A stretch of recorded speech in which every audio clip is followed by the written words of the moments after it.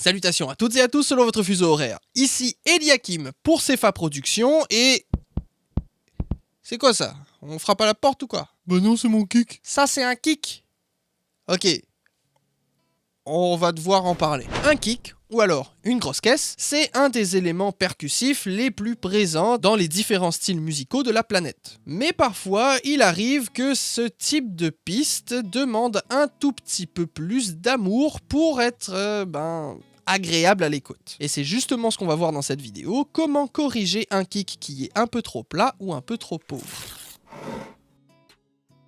TEA, ou alors T prononcé en anglais, ou alors TA, comme vous voulez, bref, un acronyme que j'ai traduit de l'anglais GIRATS, Get It Right at the Source, qui nous vient de Joe Gilder de la chaîne YouTube Home Studio Corner, et je vous laisse le lien dans la description. Il propose cette solution dans des vidéos qui portent le titre par exemple de comment améliorer son mix. Et ben pour avoir un bon mix, ça commence par avoir une bonne prod, ce qui est profondément vrai. Ton kick sonne mal, commence par le réenregistrer en changeant les placements de micro, en changeant le kick en lui-même. Si vous êtes dans de la musique programmée, change le sample. C'est vrai, mais, parce qu'il y a bien évidemment un gros mais, parfois c'est pas notre job. Ou alors, tout simplement, on n'a pas les moyens pour. Quand je reçois un mix, par exemple, d'un band, comme ça va être le cas de la musique qu'on va écouter aujourd'hui, qui enregistre le tout en live, et ben on n'a pas l'argent pour retourner en studio pour réenregistrer un kick. Ou alors de réenregistrer la prod au complet. Et ben dans ce genre de situation, il existe quand même le moyen de pouvoir corriger le kick et de faire en sorte que notre mix sonne bien. Et généralement, c'est beaucoup plus ce genre de situation qu'on va confronter en tant que mixeur que d'avoir le luxe de pouvoir tout réenregistrer. Donc, la solution idéale, retravailler en amont, d'où le TEA. Travailler en amont. Mais je vous donne des techniques dans la vraie vie, dans ce qui vient après. Et on commence tout de suite avec l'écoute critique. L'écoute critique va nous permettre d'écouter notre kick de façon à s'assurer de comment il sonne dans la production, c'est quoi qui est pas bon et qu'est-ce qu'on va pouvoir faire pour améliorer notre kick. On écoute le kick toujours avec au minimum l'ensemble du drum et de préférence avec la basse parce que le tout va fonctionner ensemble. Voici donc ce qu'on a.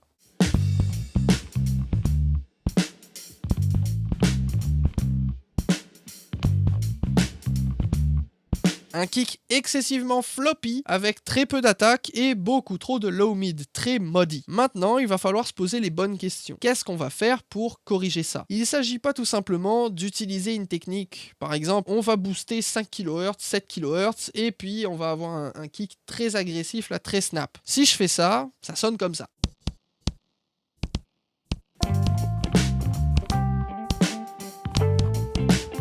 Alors oui, c'est beaucoup plus snappy, mais est-ce que ça aide ma production? J'ai pas vraiment l'impression. Ici, on est dans du jazz funk qui est quand même très smooth, très doux, un peu nonchalant, et faut que ça se ressente dans l'entièreté de la production, y compris dans le kick. Fait que là, moi, je veux quelque chose qui soit très gras, avec une attaque présente, mais qui soit pas agressif. Je suis pas dans de la techno ou dans du métal. Je veux quelque chose de beaucoup plus subtil, de beaucoup plus doux. La première méthode donc pour corriger mon kick va être de le façonner grâce à un EQ. Je vais utiliser Pro Q3 mais n'importe quel EQ fonctionne. Je vais commencer avec les low parce que je veux un kick très gras, très lourd. Petit boost entre 50 et 60 kHz. Ici, je vais augmenter tout le gras de mon kick. Par contre, je vais quand même venir faire un petit low cut entre 20 et 30 Hz, tout simplement pour éviter d'avoir trop de rumble qui soit non contrôlé. Et au moins comme ça va aider les plus petits speakers.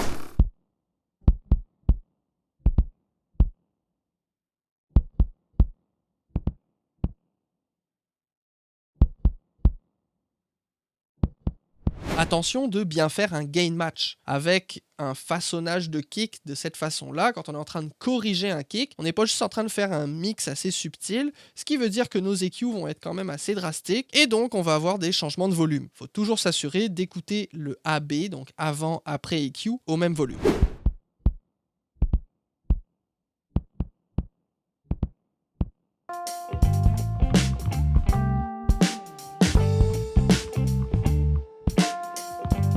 Ensuite, deuxième étape qui pour moi est primordiale et change tout dans un drum, en particulier les kicks, ça va être de nettoyer le gros tas de modes du kick, entre 250 et 400 Hz. On enlève ça. Et tout de suite, on a quelque chose qui est beaucoup mieux.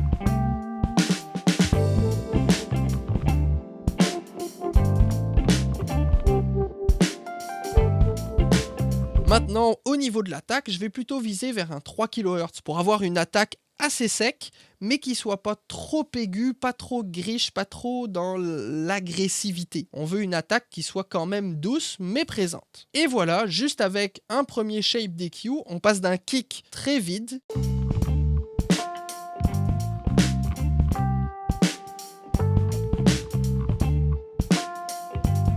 à quelque chose qui ressort pas mal du mix.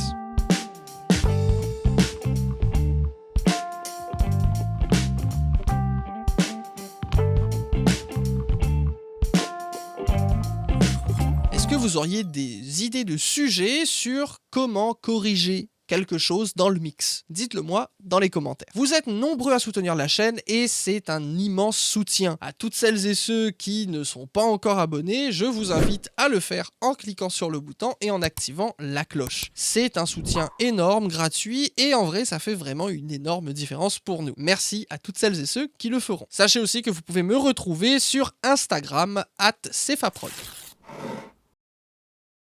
La deuxième méthode pour corriger un kick un peu pauvre, et cela va peut-être en surprendre plus d'un, c'est d'utiliser des samples. À l'heure d'aujourd'hui, c'est une technique ultra courante qui est utilisée dans la plupart des productions, et ce, peu importe le style. On utilise un sample pour venir agrémenter notre son et le faire ressortir de manière un petit peu plus vraie que nature, parce que ça fait partie de la musique d'aujourd'hui. Ça sonne un petit peu plus vrai que nature. Pour ce faire, il existe des plugins qui sont conçus exprès pour ça, comme un vieux de la vieille qui est excellent, Steven Slate Trigger 2, avec une version gratuite disponible, ou alors vous pouvez aussi aller voir du côté de UVI Drum Replacer, qui est très cool aussi. La vidéo n'est pas sponsorisée, mais je mets les liens dans la description. Par contre, pour notre vidéo, on ne va pas les utiliser. Je vais montrer une méthode qui s'adapte à tous les utilisateurs Studio One, pourvu qu'ils aient installé Melodyne, donc avec la licence qui vient avec, une licence de Studio One, ou si jamais vous avez pris l'abonnement Sphere, vous avez aussi une licence à Melodyne. Et vous allez pouvoir suivre les différentes étapes. Premièrement, on va sélectionner notre piste de kick et vérifier qu'on n'a pas trop de leak des autres sections du drum. On peut même dupliquer la piste de kick et utiliser le duplicat uniquement pour le drum replacement.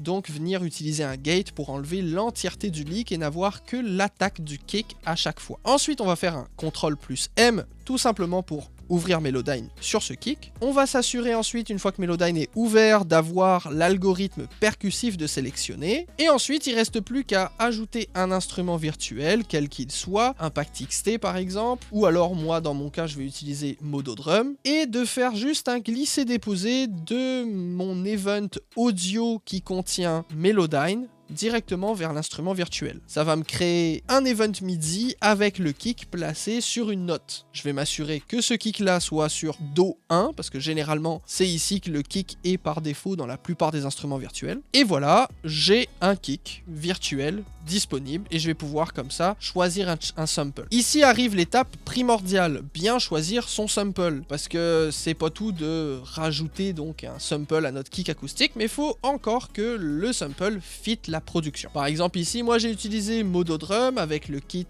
Burbinga, j'ai changé le type de peau dans Modo Drum, j'ai changé un petit peu le tuning pour le sample, pour qu'il sonne un petit peu plus gras. J'ai aussi changé le type de room utilisé pour avoir un espace un petit peu plus large. Et ensuite, j'essaye de blender le tout entre le sample, donc le drum virtuel, et le drum acoustique. Je vous conseille fortement de transformer votre piste instrument en piste audio pour libérer du CPU pour votre mix. Pour ce faire, on fait un clic droit sur la piste d'instrument virtuel et on fait Transform to Audio Track. Et voilà ce que ça donne.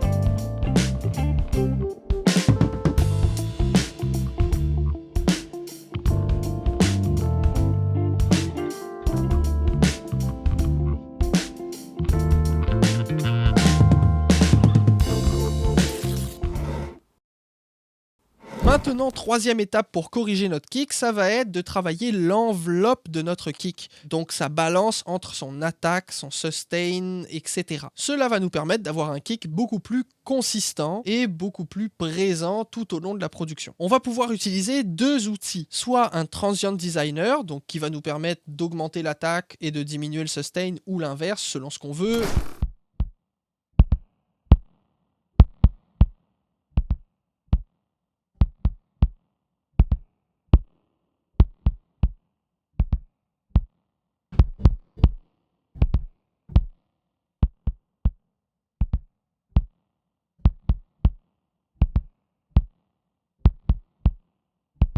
Ou alors un compresseur qui va nous permettre de travailler un petit peu de la même manière, mais qui va avoir tendance à rajouter certaines autres particularités au son. Par exemple, s'il y a beaucoup de leak, ça se peut qu'un compresseur fasse ressortir le leak un petit peu plus. Regardons premièrement un compresseur. On va faire un bon vieux 1176 et on va utiliser une attaque très courte et une relâche très lente en premier lieu, et ensuite on va comparer avec une attaque plus lente et une relâche beaucoup plus courte.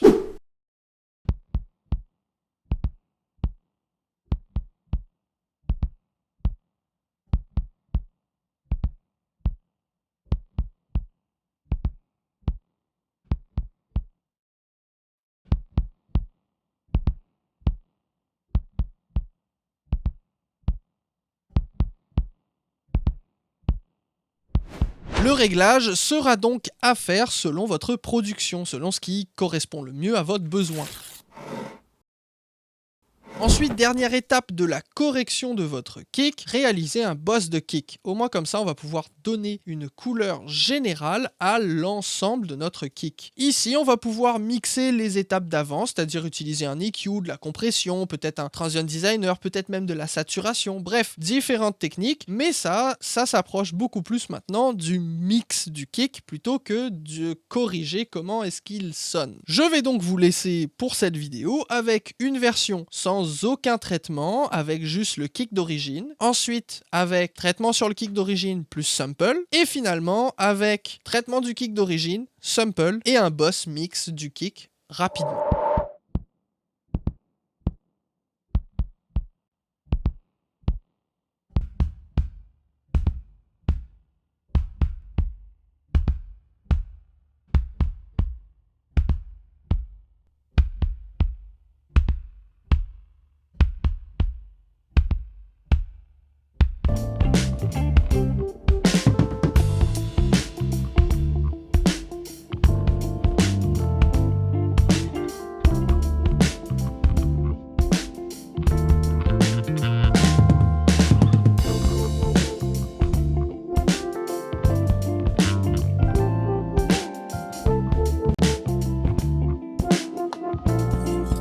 J'espère que vous avez aimé cette vidéo. Tout est faisable à partir du moment qu'on comprend que il faut que notre kick s'appuie ou accompagne plutôt la production. Et qu'on va pouvoir avoir des kicks beaucoup plus snappy, beaucoup moins gras, d'autres beaucoup plus graves, beaucoup moins snappy. Bref, peu importe la sonorité qu'on va chercher, si on utilise les outils comme il faut, on peut aller chercher n'importe quel type de sonorité pour notre kick. Aussi, rappelons-nous que parfois la simplicité donne le meilleur des résultats. Merci d'avoir suivi cette vidéo, vous êtes des êtres humains géniaux, ici Eliakim pour CFA Productions. Salutations à toutes et à tous selon votre fuseau horaire, ciao!